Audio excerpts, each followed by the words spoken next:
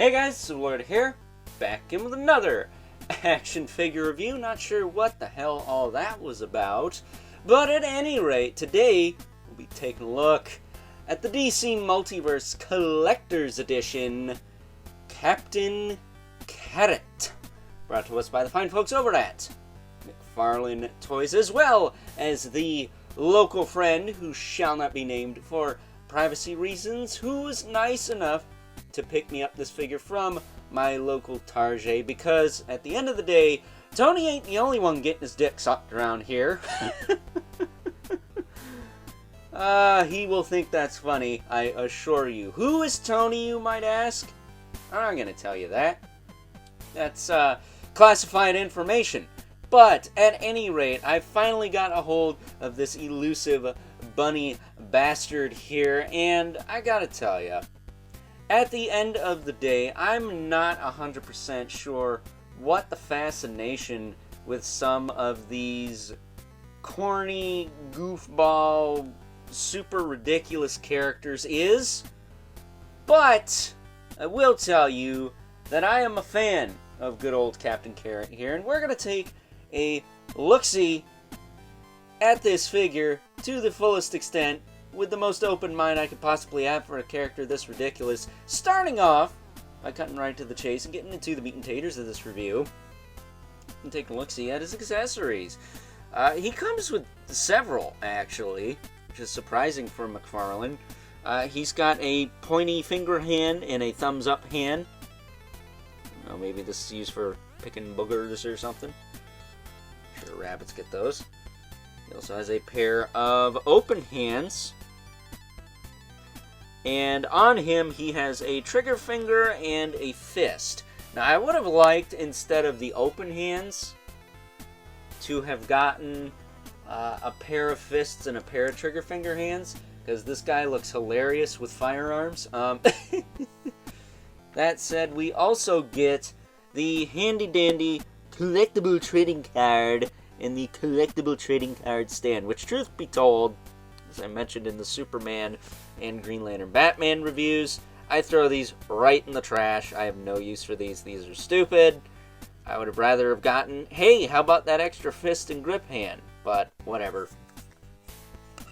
That said, setting that off to the side here, hopefully not knocking a bunch of stuff over behind camera.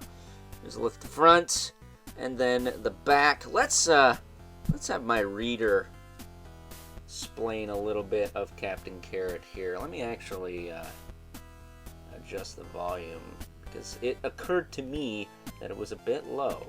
So let me see if I can't fix that here. Captain Carrot, Susayirov Incarnate, real name, Rodney Pavold, a rabbit from an alternate reality of cartoon animals. Rodney was a mild-mannered cartoonist until he got a cosmic carrot. As superpowered Captain Carrot, he joined the Zoo Crew.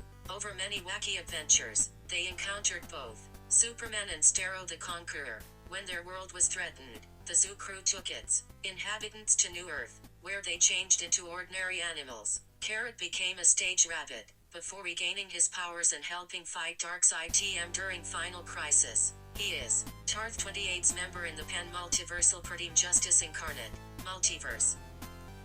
So, Captain Carrot is no bullshit. He's fought Starro and Darkseid. That's pretty impressive for a goofball such as Captain Carrot here. So, taking him off the trademark hockey puck display stand that does not come with him. That was just a random stand I had laying around. He actually comes with a flight stand. I think he's the only Platinum Edition I have that come with a flight stand, too. Or, not Platinum Edition, excuse me. Collector's Edition. So many editions, you know.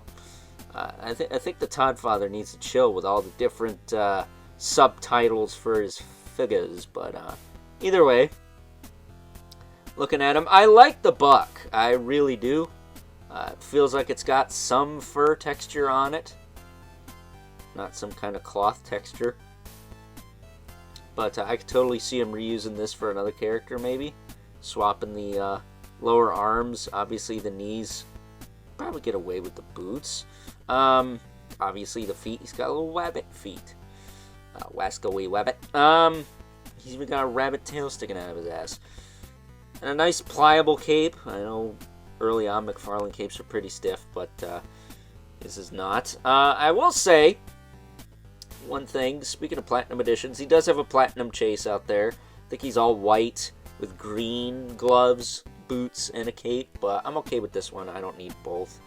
I don't like this character enough to have both. I'm just happy to have him. Helps kind of complete the set. And, you know, he's fun. He's like Frogmonger, not Frogmonger, what's his name? Frogman from Marvel Legends level of stupid, but I think he's a lot better than that figure, to be honest with you. A, he's a unique sculpt, and B, he's not Frogman. So, as far as articulation goes, he's got a double ball peg in his Wasco-y Webbit head there. He can look down pretty far. He can't look up that well. At least not that I can tell. He can look up somewhat, but the fur on the back of his head is going to hinder that. His ears are actually ball jointed, so you can adjust those accordingly. I'd probably pop them out if you're careful. I'm not going to do that, though. Shoulders go out to the side. And go back down. They get that floaty cap piece in there. Gives you plenty of range. He's got a bicep twist. Double elbow. Pretty good range out of that. Not too gappy either, so that's a plus. Wrists are on ball hinges, but I will tell you his hands are a little loose on the pegs, but they don't fall off, so that's a plus. This one has a tendency to shift a little bit, but whatever. I'd rather they didn't snap the wrist pegs than, you know, I don't know. I'd rather they not snap the wrist pegs. And be super tight and snap the wrist pegs. I guess that's what I was going for. I don't know. But as far as the torso goes, you could crunch him forward pretty well. All things considered. You could crunch him back a little bit. But it's pretty buff here. You're mostly just going to get some rotation out of that. And then the waist does rotate as well. But again, fairly tight on that ball peg. The tail is not articulated, at least as far as I can tell. It looks like a separate glued-on piece. I'm not sure if it's keyed into the diaper or what. But if you wanted to, I guess you could heat up the midsection and then get the heat into here and try and heat this up and pop it out if you wanted to make this guy into another character that doesn't have a rabbit tail sticking out of his ass. But I'm not going to do that. Hips can kick forward pretty far because the diaper is very generous and flexible and gets out of the way. Kick back. I would say my only major gripe with this figure is the fact you can't put the legs in more. I wish you could straighten him out a little more, but he is tall regardless of that.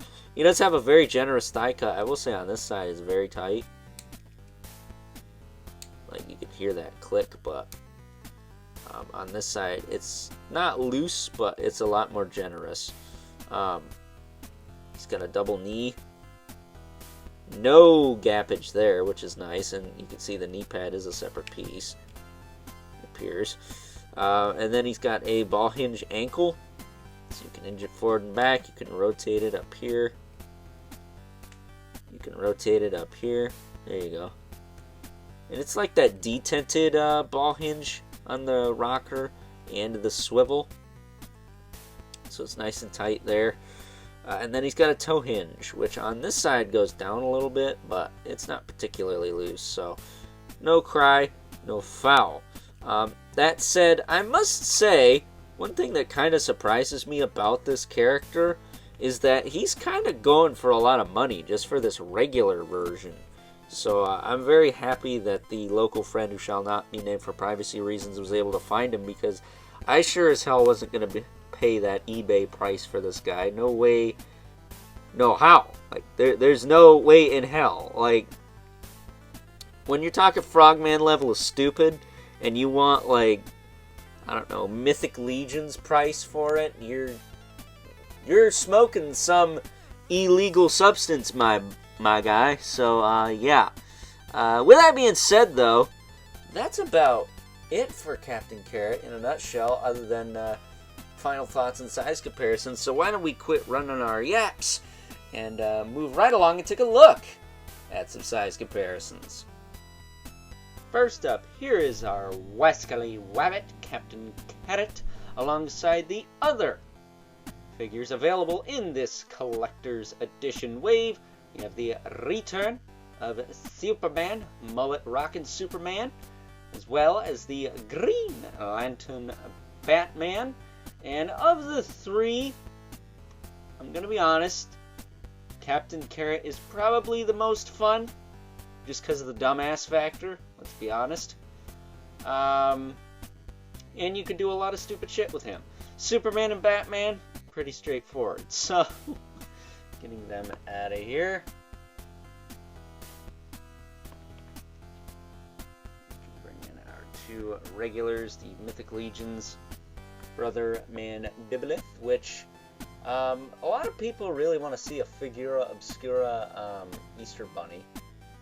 It'd be kind of hilarious, but not sure if the Horseman would go kind of medieval warrior Easter Bunny or traditional Peter Cottontail Easter Bunny.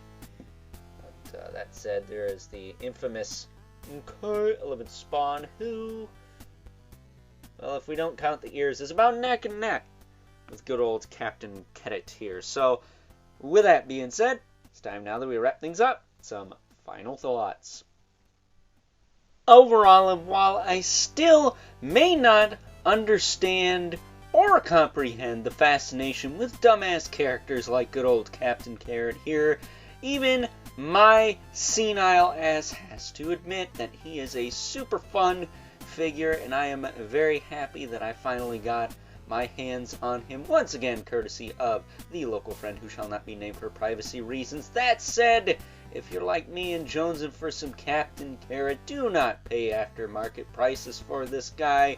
I'm sure he will become more available as time progresses, or, in true McFarlane fashion, as of late anyways, sell out everywhere and be literally impossible to obtain. So, with that being said, I hope you guys enjoyed this review, and until next time...